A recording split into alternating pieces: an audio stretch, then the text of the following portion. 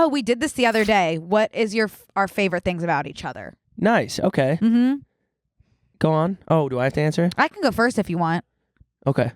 My favorite thing about you is that... It's just so I hate shit about this. It makes me so I hate any affection thing, but I'm gonna power through.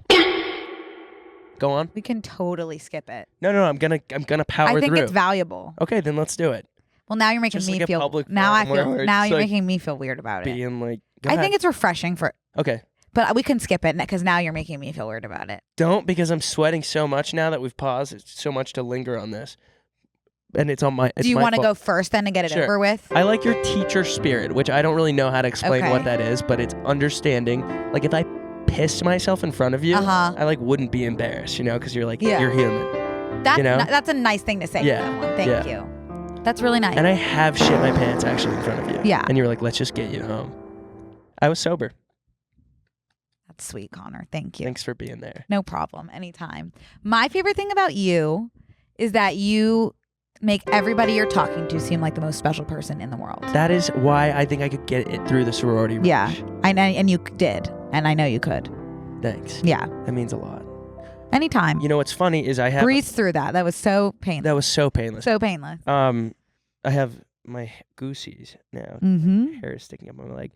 Okay, how about bouncing off of that one, and then we'll go to something that is unrelated. Okay. First impressions of each other. I These like ones are that. fun. Yeah.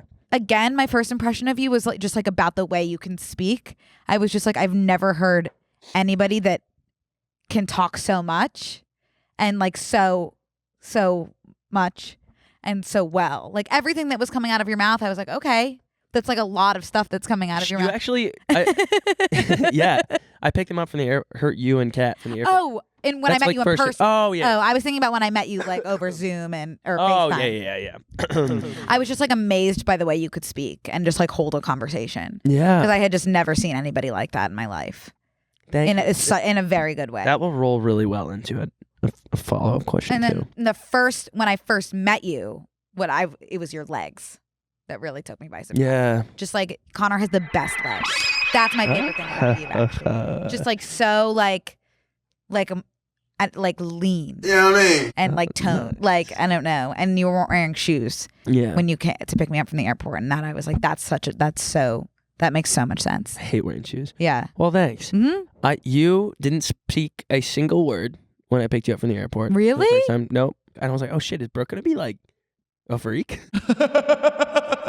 I don't like car rides. Yeah. Yeah, car rides make me feel sick. But then we unloaded the stuff, and I immediately think I got you guys drunk. So that was that. So I think you're up now. This is a good one. It was asking me, have you ever ethically/unethically clout chased, or is that just a Connor thing? Yeah. That was a question for me. Oh, answer. Like, I'm asking you because I feel like if that had ever happened, it would have been near you. I don't think so, because I think by definition, clout chasing is you're using them for content. Yeah, kind of, like right? should I go to this event right, so I can take a picture with this person and post it? The people that I go, I definitely freak out about people and get really excited to see them, but because like I'm genuinely a fan and I don't need a picture. I don't need a picture. How did you guys come up with the name of the podcast?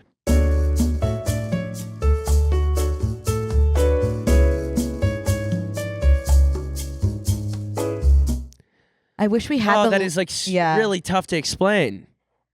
I wish we had the list of all the other names because we were together and just like going back and forth. How in the world did Brooke and Connor come up with the name Brooke and Connor Make a Podcast?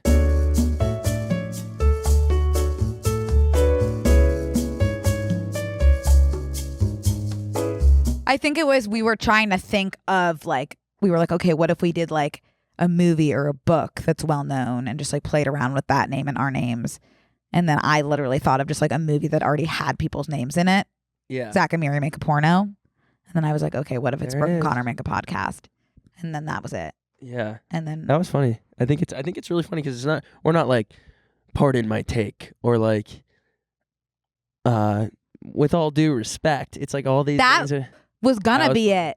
Me and Connor, way before Brooke and Connor made a podcast, were like, we should do a podcast, and we like zoomed and recorded it, and we were like, we'll call this With All Due Respect. And it was trash. It was I hope so that never fucking sees bad. I think I still have it on my computer, which is so scary. Ooh. this is kind of like tea. Okay, go for it. But I don't think you're going to answer. A celebrity you met that... Oh, no, this is not tea. This is reverse tea. A celebrity you met who you thought was going to be not great, but was actually so nice. Do I have an answer for this? I don't know. I feel like you typically have high expectations of everyone. I can answer this question about influencers. Yes, do it. But I don't want to because that means that I was expecting them to suck. I don't think you're... Let me reframe.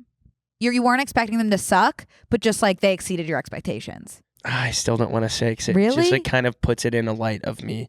There have been several TikTokers I've met that seem like giant douchebags online, and then you meet them and you're like, wow, I could actually like invite you to my wedding. I think like...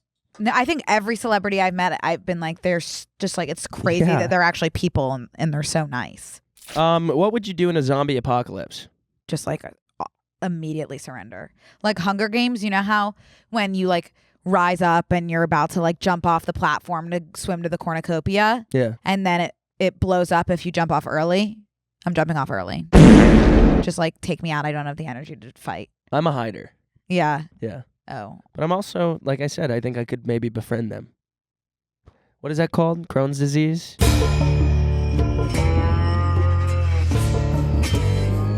Prisoner's disease?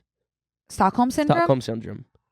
That's what I'd be really good at that. I honestly think I could convince the zombies, hey man, I'm quick. I can go get... That's not even what Stockholm syndrome is though. Stockholm syndrome is it when you're abducted and you fall in love with your kidnapper.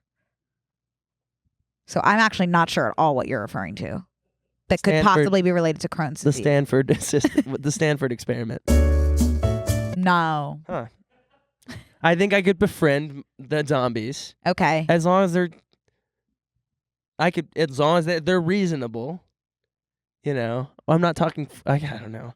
I think that we could figure out a way to work together.